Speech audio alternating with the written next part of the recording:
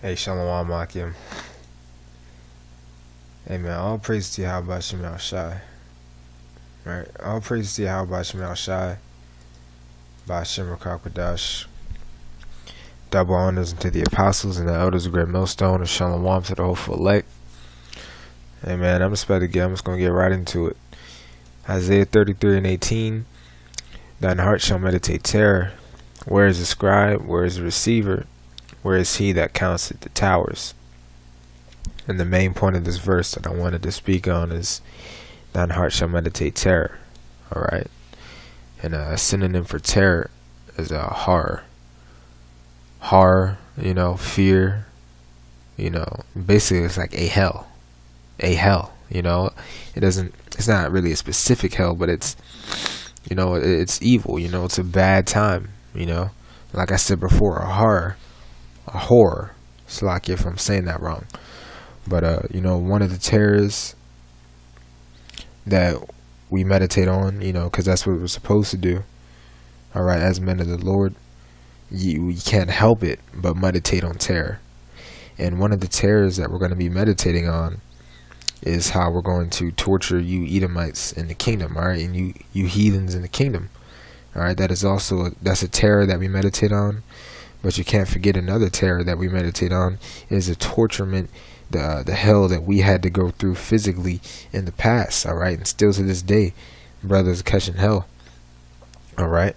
We're still in slavery, but right now it's more so a mental slavery, The chains are in our thoughts, all right?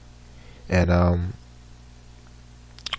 was just meditating a terror, some of the hell that we had to go through back in the day when we were in physical bondage, all right, in America, all right, and it just makes you mad, man. And one of the ways you can get rid of that anger is by doing a video. But anyways, real quick, let's get the word for heart right here so we can get the correct understanding. All right, so I got the word heart, and in the Hebrew, this is a la, and this character right here is a ba, so it will be lab with I can't pull up something to write it right now, but this is a heart in the English transliteration, right, from Hebrew, so it's lab, right, and basically Salakia, it'll be like this. But basically, our minds, or our lab, meditates terror. And what I mean by that is, if you were to peek into our thoughts, if you could crack open our skulls, you see it a lot of time in cartoons, and you can look into our brains, our mind, you wouldn't find happy things. And one of the reason being is because we're always in a state, we're catching hell. All right. So we're constantly thinking about the hell that we're going to dish back to you heathens, all right, and you Edomites. All right. And how you can get ideas. All right. And even what you're supposed to do, because the scriptures say to search out. Let me get this really fast. Well, nah. The scriptures. Job 8:8. For inquire, I pray thee, of the former age, and prepare thyself to search of their fathers. All right, so we're supposed to dig in and understand the ways of our forefathers. All right, how they thought. All right, going all the way back, but even not going back too far, our forefathers who were in slavery, which really it was us, because there's such thing as reincarnation. All right, so we were there back then, in slavery. All right, and we're here right now, but we're supposed to constantly be dwelling, to not lose that fiery flame of hatred we have for these Edomites. for putting us through this. And the reason I bring this up is because I was just doing some research, like I said, meditating on terror, trying to get more hatred for these devils, and I came across this. All right, and I'm gonna play the video, but basically, and especially for me, it's the small things that piss me off. All right, because this may not seem like a big thing, but to actually live through it is a whole nother level. All right, because we lived and breathed and going about our everyday life was hell back then. It's still hell right now. All right, but we got to bring these out. We got to keep bringing this out. All right, because you shouldn't see what the world tries to push today is that you're supposed to forget slavery, which in reality that's not true. All right, it's not something that we should forget. All right, because soon a certain group of people on the earth are going to go into slavery. All right, and that's all you heathens and you so-called white people, which you guys are you guys are known as Edomites. All right, and I'm gonna bring out this and like another piece of information. But basically, George Washington had rotten ass teeth. I forget which age it was, but practically all his teeth were out his mouth, and he got a lot of fake teeth. I believe the number is like around 315 by slaves, by us. Right, and it's gonna explain it a little bit more in the video, but they took our teeth, man, and some of it was willingly, all right, because we could sell them, all right, to get whatever stuff slaves tried to get back then, all right, but some slaves would sell their teeth, all right, and others wouldn't, but. And it's crazy. It's even gonna say this in the video.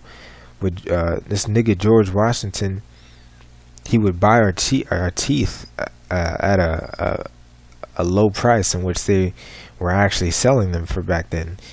And even then, it was still very low because they're slaves. So they were just getting like some scrap. But this dude being who he was, still was the devil. And made us sell our teeth at a lower price in which they actually were. Alright, so let me just play this video. It's only 2 minutes long. Are we in Get Out 2? Welcome to Judge of Characters, where we... So let me make sure my volume's up so you brothers can hear it. Might have been a little too loud. We check all the dental records. Here's something worth chewing on. This story went viral after President's Day, alleging that America's first president, George Washington, didn't have wooden teeth at all. What? According to his own accounts, old yuck-mouse dentures were made from actual teeth, likely pulled from the gums of slaves. Yeah, all your presidents are trash, except you, 44. Come back for a rock. I received a regular schmegular... Which, if I may say this, Barack Obama was a Hamite. He was a heathen. He was not a so-called black person. He was not an Israelite. And I did a video on that like a few days or weeks ago. So you can go on my channel and watch that video if you want to, further yourself on that. But he was not an Israelite. All right, he was a Hamite. Trash. Except you, 44. Come back for a rock. I received a regular, schmegular, degular American education, which means I know nothing. I remember always being told that George Washington had wooden teeth. I don't know why they wanted us to care, but here we are. And now we're finding out that Washington's trifling teeth came from the tusks of elephants, walruses, and in some cases, other human beings. And of course, those human beings were slaves. At this point, I don't even want to know where Trump's toupee comes from. No, thank you. It's been reported that Washington was inaugurated in 1789 with just one lonely original tooth in his mouth, but he had the teeth of 317 slaves to choose from. His teeth were the worst. Somehow, he only chose, like, all the bad teeth. It's not enough to steal the humanity of black folks, but you gotta have their teeth too, to be fair. Although, this is about to be far from fair. Many slaves took to selling their teeth to dentists for a coin, but Washington would lowball the slaves, paying them slightly less than 1/3 of what their teeth were actually worth. You see?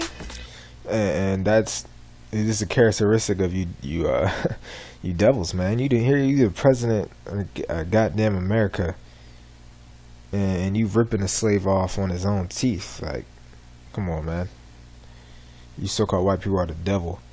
Less than 1/3 of what their teeth were actually worth. You see, never trust a white wig and a closed mouth smile. Let's look at the pearly white tweets. Never forget, we've always been in the mouth of this country. Schools have to stop telling the little kids George Washington's teeth were made out of wood. This, oh my, it's so bad. And again, the founders of this country were monsters just like the freaks who run it now. You know what? Keep my ancestors' teeth out your mouth. And let's judge these characters. Stealing from people of color is so deeply rooted in American culture. And colonizers like, even for them, I dollar bill. Alright, so that was just of the video. You know, she was just nagging on after that. But you know, so here it is. Actually, and this just occurred to me to look it up. What was it called? Gums? Fake teeth? What are they called?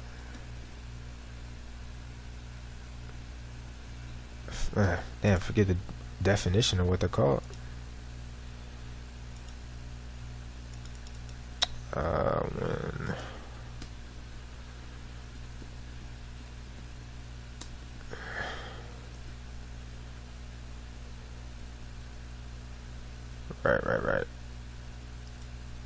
Right. Hey, but man, I'm sure when we would sell our teeth, all right, we didn't get anything in return. All right, so we were left with nothing, you know, with no means of fake teeth or whatever. But be it whatever it may, we were still, you know, that's one of the horrors that we had to go through. And like I said, it may seem small, you know, to you people not viewing the video, but put yourself in their shoes. All right, we're naturally stronger, naturally more healthy people than you so-called white people, right? And so we're giving up our teeth when we were back in slavery just to make a what was it, a nickel or coin or what, how much it was. All right, and even then the president still sold it. We still had to sell our teeth for cheap, but we were selling our teeth back then just to survive, just to get by. All right, that's not something easy to do. You know, a teeth is a natural thing given to us by the Lord.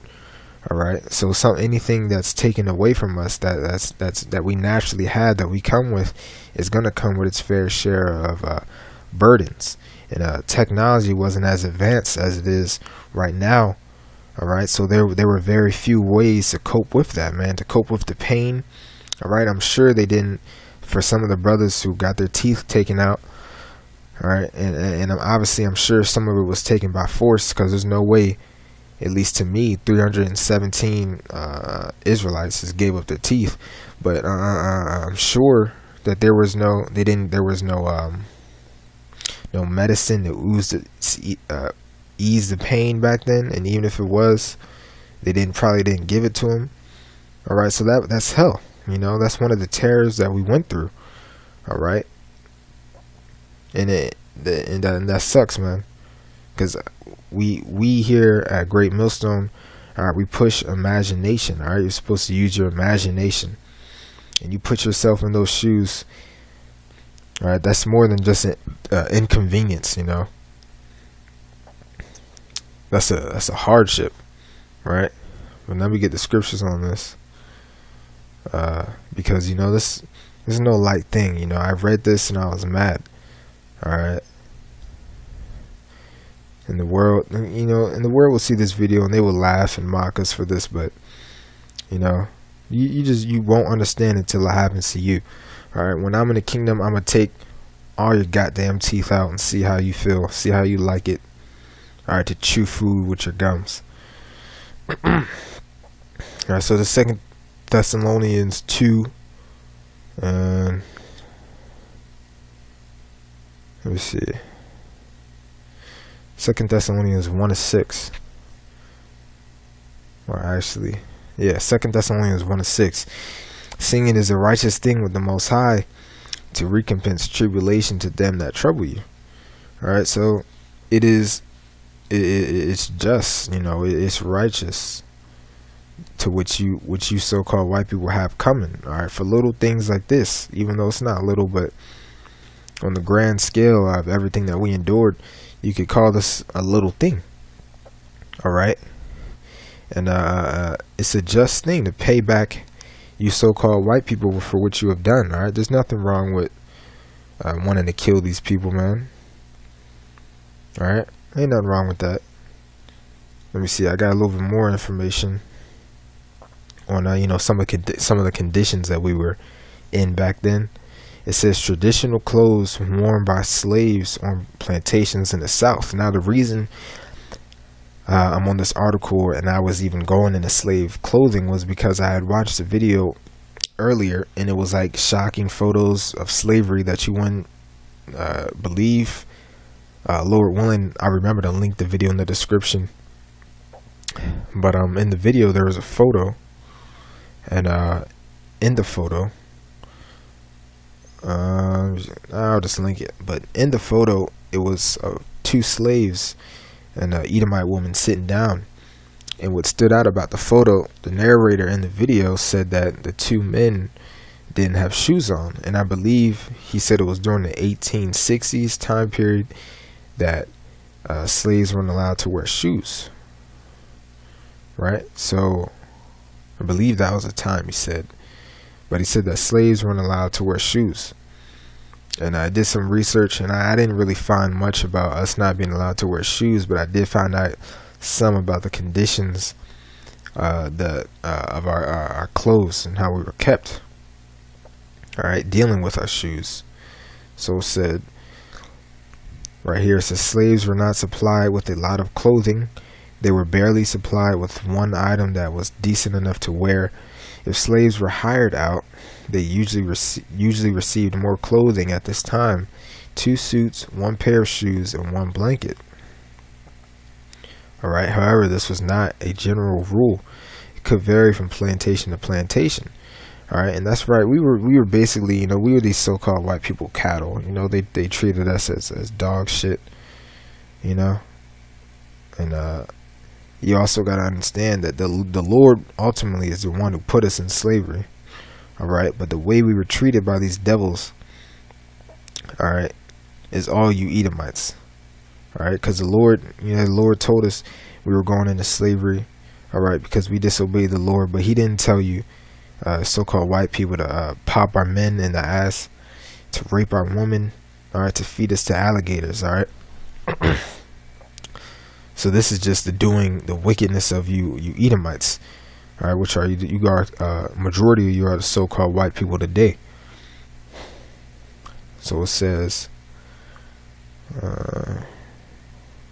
it can vary from plantation to plantation, all right, because y'all treated us however you wanted, and there are many things that haven't been written down of how you treated us, all right, and it's still being uncovered to this day. On many plantations, it was common for children under 10 or 12 years old to go naked. Unbelievable. Boys transitioned to breeches or short pants and then to long pants. Girls wore adult dresses when they began to menstruate. Plain leather shoes and sometimes hats were also included in allotments. Now here's the point. It says the material of clothing was coarse and far from being comfortable and warm. Shoes that were given to the slaves usually lasted only a few weeks.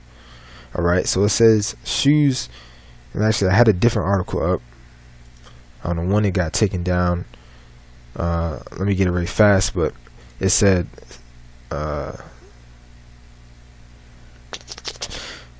shoes that were given to the slaves usually only lasted only a few weeks. Now keep that in mind for I'm about to get. All right, our slaves, our shoes were made out of terrible conditions. All right, and they only lasted a few weeks, which is any shoe if you just nonstop wear it every single day doing hard labor. All right, but I'm about to get a piece of information, and it's gonna tell you something. All right. It says, these slaves wear shoes. In the USA, adult slaves who worked in the fields usually had shoes and sometimes the shoes were made right on the plantation. Slave children did not always have shoes. On many plantations, the slaves were given a new pair of shoes yearly. In the summer, some slaves might prefer to go barefoot, but not in the wintertime. All right. So it said slaves were given a new pair of shoes yearly. And right here we just read, all right, that our shoes only lasted a few weeks. So what does that tell you, man? That a lot of times we were barefoot. We were walking around barefoot because our shoe. Use your imagination. You know, like I said, if we're given shoes that are terrible conditioning, all right, terrible quality shoes, and they only last weeks, all right, and in the majority of the plantations, we were given our shoes yearly. You know, that tells you that we were going around barefoot a lot with aching feet. All right, the scriptures say in Micah 2:10, "Arise ye and depart, for this is not your rest." So we were walking around with bruises every day, you know, working hard hours from sunrise to sunset, and in the plantation, barefoot. All right, whatever the weather may have been, it could have been winter. All right, knowing these devils, and we still could have been wearing the same shoes that we got months ago.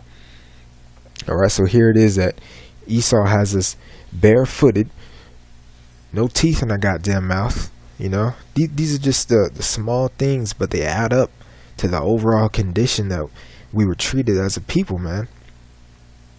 You know, you can't imagine walking out here with no shoes on, with half of your teeth missing. You know, you go on this concrete. Even then, even when we go on the highways and byways every weekend, it hurts like hell on our feet, our back. You know, we get aching pains after just by standing on the concrete, all right, for a few hours. So imagine back then when they were working every day. All right, we were aching and groaning. We had pains all over our body, teeth missing. All right, over our condition, our body condition was just horrible.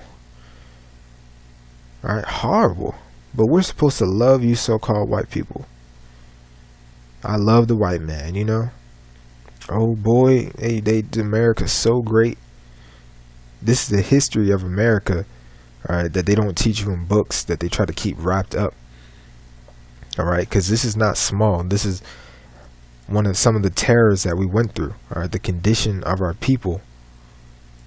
All right, we were just catching nothing but straight hell.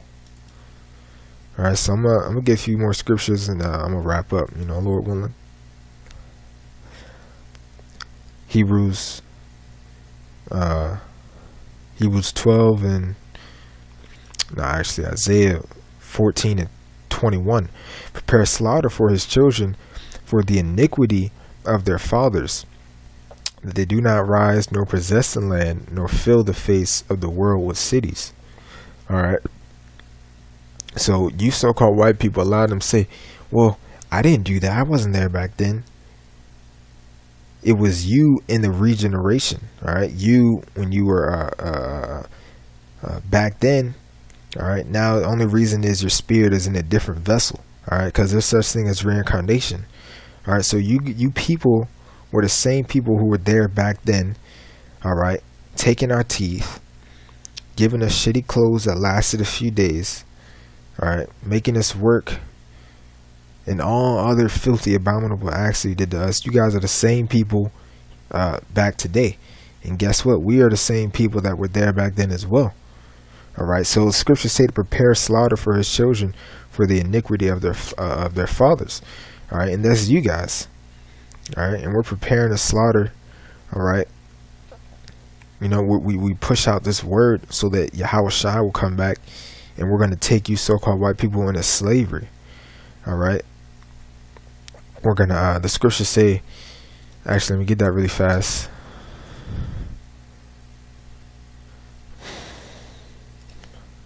You know, this piss me off, man. It's Psalms 2 and 1. I'm going to start at 1. Why do the heathen rage and the people imagine a vain thing? The kings of the earth set themselves, and the rulers take counsel together against the Lord and against his anointed, saying, verse 3, let us break their bands asunder and cast away their cord from us. Let us break their bands asunder and cast away their cords from us. Alright, so I'm going to jump down to another verse, because Salaki, this wasn't, I thought it was up here, but it's down here actually. So I'm going to jump to verse 7. I will declare the decree of the Lord. I will declare the decree the Lord hath said unto me, thou art my son, this day have I begotten thee. So poetic, man. Verse 8, ask of me, and I shall give thee the heathen for thine inheritance, and the uttermost parts of the earth for possession. Now, what does this mean? I will give thee the heathen for thine inheritance. Well, what is the heathen? All right, a heathen is someone who is not an Israelite. All right, he doesn't go back to that noble line. All right, so it's all these other nations, everybody, on every so-called human being that's not an Israelite on the face of the earth. All right, you guys are put in the category as heathens. All right, so it says, ask of me and I shall give thee the heathen for thine inheritance. All right, so what does that mean? That's talking about slavery. And the uttermost parts of the earth for thy possession. All right, because the Israelites are going to go back to ruling the earth again. All right, so now this is talking about the condition in which we're going to treat you heathens.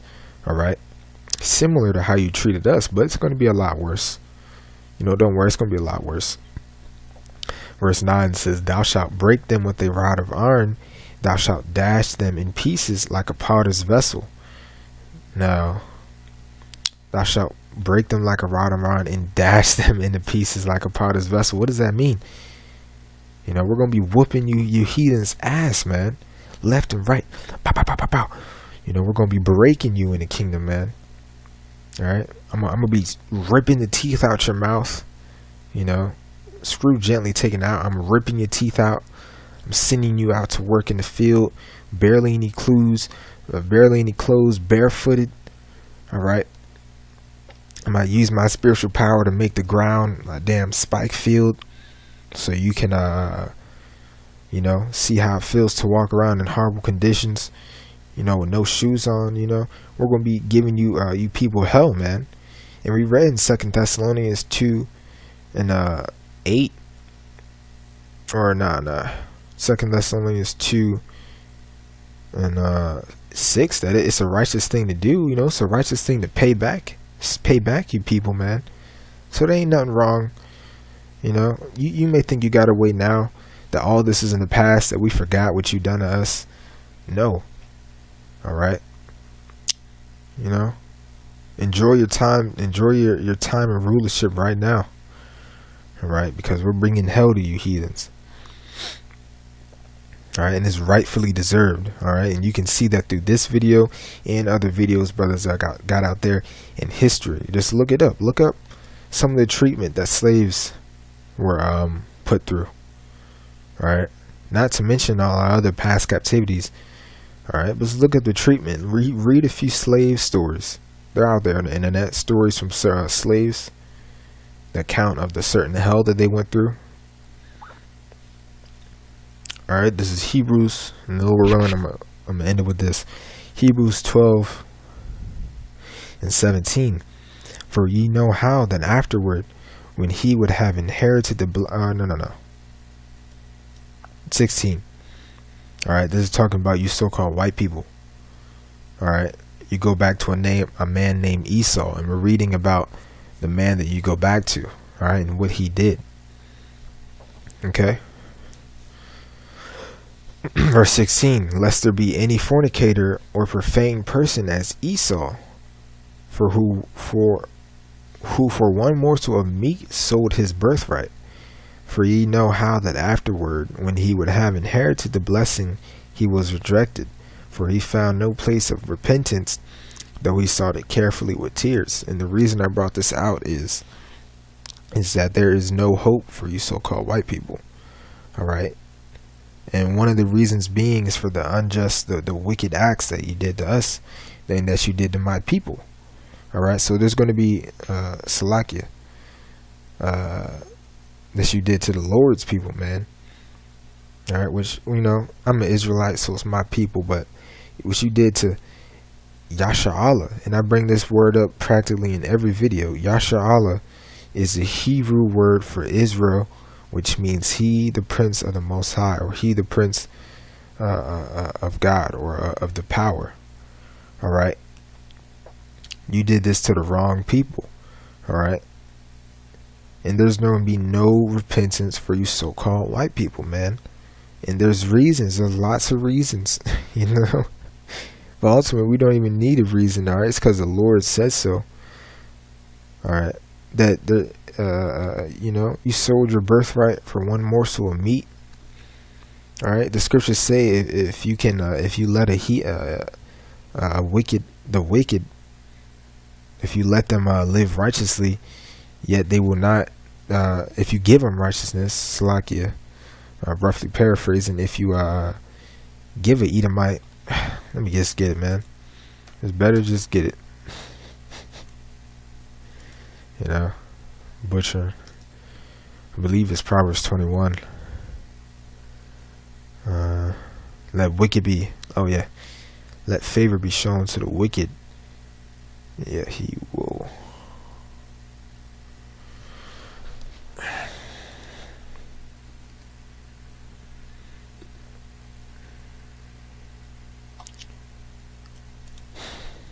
Slack, bear with me one moment.